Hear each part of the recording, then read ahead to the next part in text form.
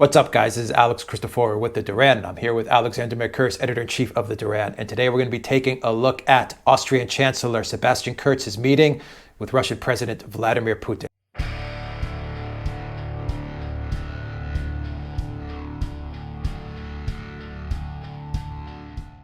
right, Alexander, we have the Austrian Chancellor, who we've talked a lot about Austria and how it fits into the European Union puzzle, so to speak, its position in the European Union. You've actually mentioned that Austria was very much a bellwether type of country within the EU. And you have its young, I would say conservative right Chancellor Sebastian Kurz going to Moscow to meet with Russian President Vladimir Putin. This is not the first meeting. This is going to be their fourth meeting, if I'm not mistaken. So they have friendly relations. What do you expect out of this meeting? What's going on? What do you see here? Right. Well, I think two things to say right to start with. First of all, as I said, this Kurz has made it absolutely clear that he wants to see better relations between Austria and Russia, but he also wants better relations between Russia and Europe and the EU. And he is one of those leaders who is very much taking the initiative to improve relations with Russia. This at a time, of course, when the preponderant power within the Western alliance, the United States and Britain, want to see worse relations between Europe and Russia. So that's one thing. The second thing is, of course, he's going very shortly after Viktor Orban of Hungary, the other EU bad boy, if you like, went to Russia and met with Putin. And Austria and Hungary are now very much political allies within the EU, and they're also very much allies on this question of better relations with Russia. And I am sure that Orban and Kurz have been speaking with each other, and I am sure that they are coordinating their message with Putin, and I am sure that their discussions with Putin are, in fact, going in the same directions. And the key issue for them economically is energy. Orban wants to see the Turk Stream pipeline that the Russians are building to Turkey extended to Hungary. Austria is a major energy state. I mean, it's a transit state through which Russian energy flows. So he will want to see Austria involved in that also. Austria is a major stakeholder in the Nord Stream 2 pipeline that the Russians and the Germans are building across the Baltic. And he will also want to position Austria to be a major stakeholder in the pipelines that Orban is talking about, which are being built across the Black Sea, through the Balkans into Central Europe. And I have a quick correction. They are going to be actually meeting in St. Petersburg and not in Moscow. So I mentioned St. Petersburg in my opening, but they're actually going to be meeting in Putin's home city of St. Petersburg. Yeah. And they're also going to be opening up a cultural painting and art exhibition together, highlighting Austrian and Russian artists taking place, as well as in the Hermitage, the famous Hermitage. And so what do you think the Brussels bureaucrats and the Junkers and the Tusks and even the Angela Merkels are thinking as they see Orban and then Kurz go to Russia?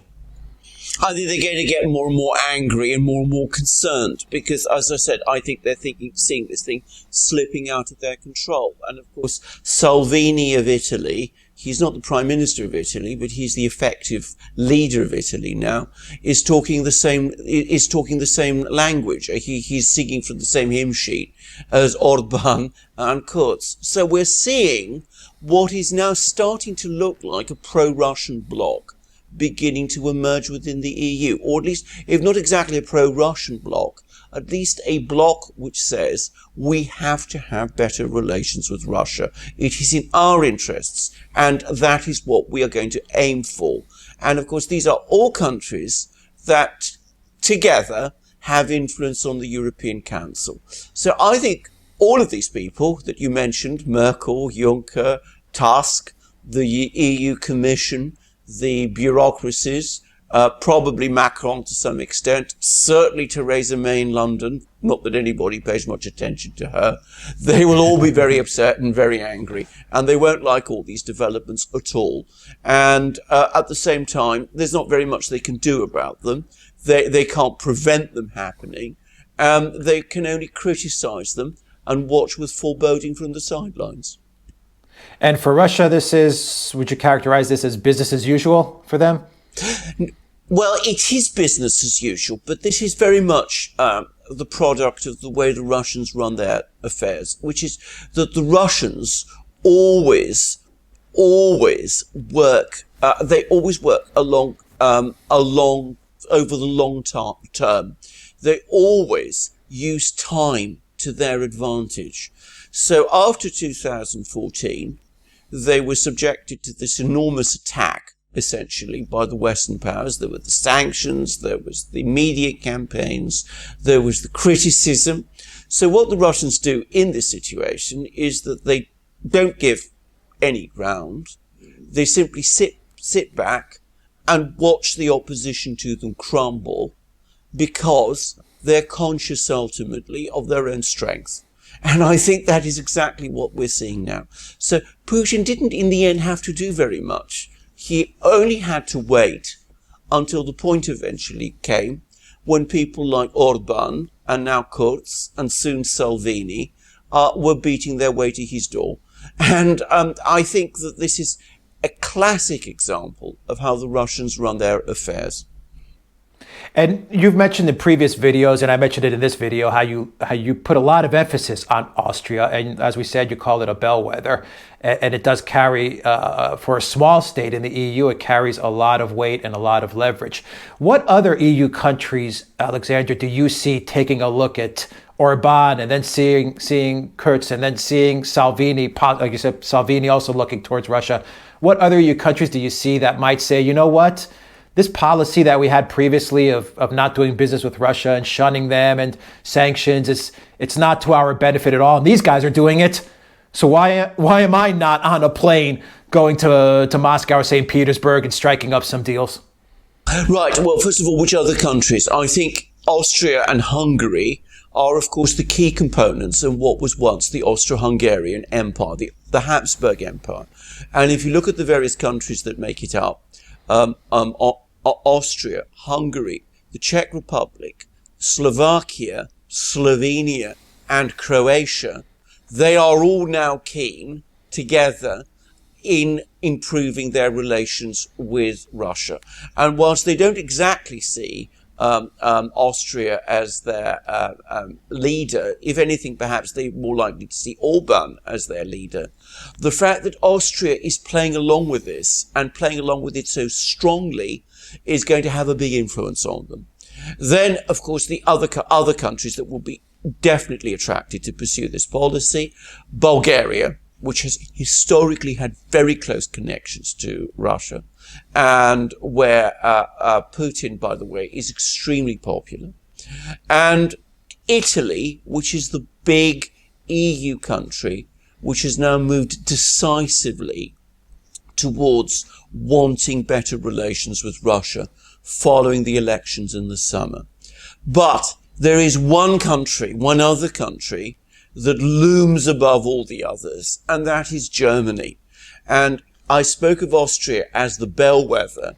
Austria is, of course, a German-speaking country. It is very much a part of the German world. And what goes on in Austria and what goes on in Vienna is followed very attentively in the rest of Germany, especially, dare I say it, in Catholic southern Germany, in Bavaria. And of course, there you're starting to see a growing crystallization of this mood that we've got to start mending our fences towards Russia. And we spoke recently in our program about how Merkel's position was weakening with a rebellion within her CDU party. The CSU party in Bavaria is openly hostile to her now, and the opinion polls continue to show her popularity and that of her coalition sliding, and the AfD on the right and the Green Party on the left getting stronger.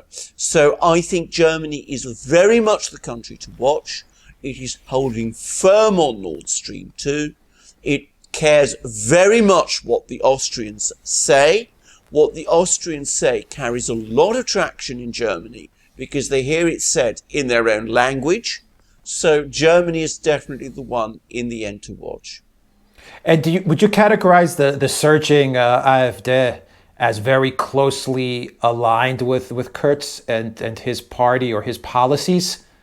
Absolutely. No question about this at all. I mean, if you look at the AfD and Kurz's coalition on so many issues, they think and talk in the same way. Both are, when we talk about nationalists, German nationalists, this isn't Hitlerian nationalism, as some people are trying to characterize it. Germany and Austria are two former great powers. Germany still, to some extent, is. They have had a long tradition of independent foreign policy, very similar in many ways and often allied together in many ways. And they've had a long history of a connection to Russia. Kurz's coalition is trying to revive that in Austria. The AfD is trying to revive that in Germany. The two speak to each other. The two listen to each other all the time. So what the Austrians do and what Kurz does obviously has an influence in Germany and on the AfD in particular. And if I may say something, of course, Kurz going to St. Petersburg is also important because Vienna and St. Petersburg were the two capitals of the two empires, the Russian Empire and the Austrian Empire, when Austria was still an empire. So there is that strong historic connection, which is always there, and which if you go to Austria, and to Vienna especially, you discover that people very strongly remember. And so, as I said in my opener, I mentioned Moscow, but it's St. Petersburg, so it's actually a symbolic reason why the meeting is taking place in St. Petersburg. There's meaning and context behind it.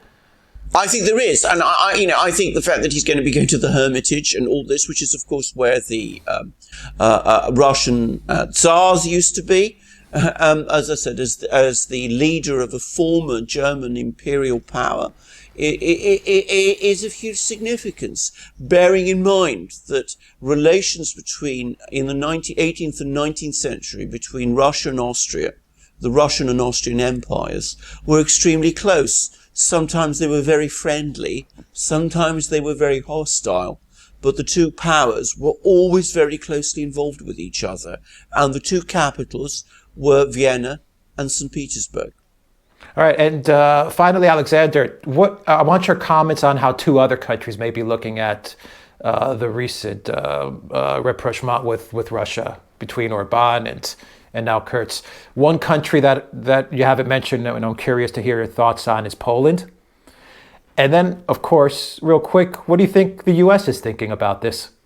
Right. Now, Poland is a very interesting case because, of course, Poland is aligned with Austria and Hungary and the Czech Republic and Slovakia on so many questions which set it against the EU bureaucracy. It's in fact looking for protection from these states as the EU bureaucracy invokes Article 7, which is the mechanism whereby it's seeking to strip Poland of its voting rights in the EU institutions, is looking to the support of these countries. At the same time, Poland, or rather the present Polish government, is hostile to Russia. Now, I'm going to make a comment about this because, again, Poland is one of those countries I've studied and followed very closely and I know quite a lot about. I think Polish attitudes to Russia are actually quite complicated because though the two countries have historically been enemies and rivals and to some extent still perceive themselves as rivals, culturally and politically they're actually quite close. They're very similar in many ways. So I think that Poland, like to some extent Hungary, which is traditionally also a very hostile power to Russia, Poland is one of those countries that could change its position towards Russia very quickly and very, very suddenly. And I don't think it would take very much for that to happen. So I think that over time, as this bloc crystallizes within the EU, you could find Poland conforming increasingly to its positions on Russia also. That is a prediction not many people will agree with, but I hold to it. As for the United States, well, I suspect it depends a great deal who you talk to in the United States. If you talk to Donald Trump, I think he wants better relations with Russia. I think he's not concerned about this. If you talk to the people of the deep state, they are extremely worried. They won't like these moves at all. They will be extremely nervous about the effect of all of this and the influence it has on Germany, which is the key ally, and they will be pulling out all the stops to prevent it. I think this idea of setting up a military base in Poland, which I am sure has its origins in the United States, being a case in point. But at the end of the day, there isn't very much they can do. All right, Alexander Mercouris, Editor-in-Chief of the Duran. Thank you very much. Guys, if you like this video, click on the subscribe button down below and click on the notifications bell to get notifications every time we push out a new video. And visit the Duran shop, pick up a t-shirt, help support the Duran. And down below in our description box, you will find links to our PayPal page and our Patreon page. Donate to us so we can continue to create videos like this for you. Alexander Mercouris, Editor-in-Chief of the Duran, thank you very much for another great analysis on the Austrian Chancellor going to St. Petersburg, not Moscow. All right, guys, until next time, take care.